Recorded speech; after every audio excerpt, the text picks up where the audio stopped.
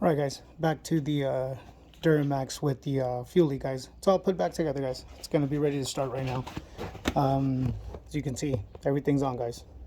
All the videos are going to get uploaded. Some of them are already uploaded, guys. Also, guys, I showed you how to put the air filter back on, or air filter tube back on. Don't forget, guys, you got to plug in the mass airflow. Also, guys, time to get your batteries on. Both negatives are already on. The batteries are completed, guys. Also, guys, before I got started, guys, I went ahead and already started pumping on the primer. I rebuilt that primer, guys, but I already started pumping, guys.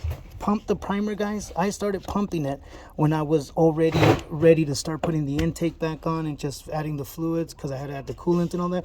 I started pumping it already, guys. Pump it. It's going to take about 6 or 7 pumps when it's fully dry, and you'll start feeling it get nice and firm and stiff. Once it gets nice and firm and stiff, don't keep pumping. Just let the air go out on its own, guys. Keep going. Go hook up your batteries. Go put on your air filter tube, put the coolant in.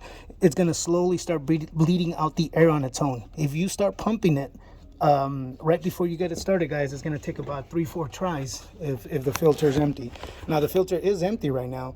The fuel rails aren't exactly empty, but some of the fuel system did get bled off. So right now, guys, it theoretically should take maybe 2-3 tries to start. Okay, so let's see what happened, guys. I've already pumped it. It should already be ready. Let's see if it starts up. Let's see how many times it takes.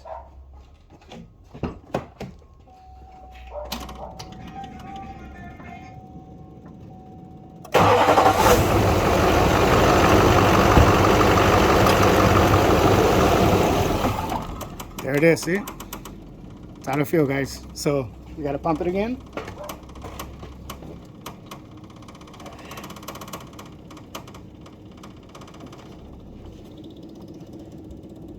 It's nice and stiff again, guys. So here we go.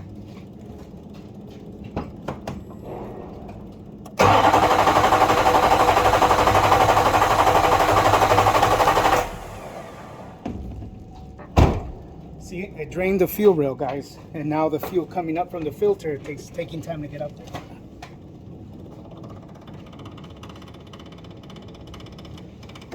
All right, there it is, guys. Let me go ahead and try it again.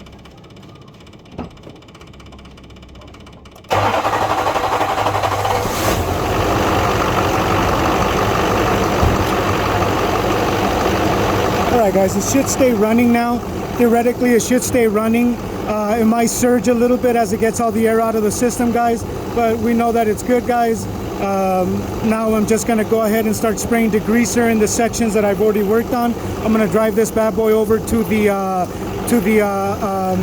car wash so I can pressure wash the engine, guys. I want to be sure that there's no more leaks, at least where I touched it at, guys, at least where I did my work. But it's running now, guys. It's running now. New belts on there. See that, guys? So this is after doing all that fuel work, guys. There it is. It's staying on, so you know it's doing good. Let me take a look underneath, see if there's any leak obvious right now at this moment. That water is from the coolant from when I did the bleeder, guys. But either way, the fuel wouldn't leak at the front. The fuel's gonna leak back there where you see that cardboard, because that's the back of the engine.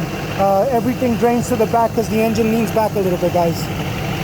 All right, everything looks good so far, guys. There's no actual drips or anything, so we're looking good right now. Let me go ahead and run it for a while. I'm gonna take it out for a test drive, then I'm gonna go wash it and see how it works out, guys. I'll see you guys soon. I got a Dodge coming up with a misfire on cylinder 1, guys. I gotta diagnose that and see what's going on. All right, guys, see you soon.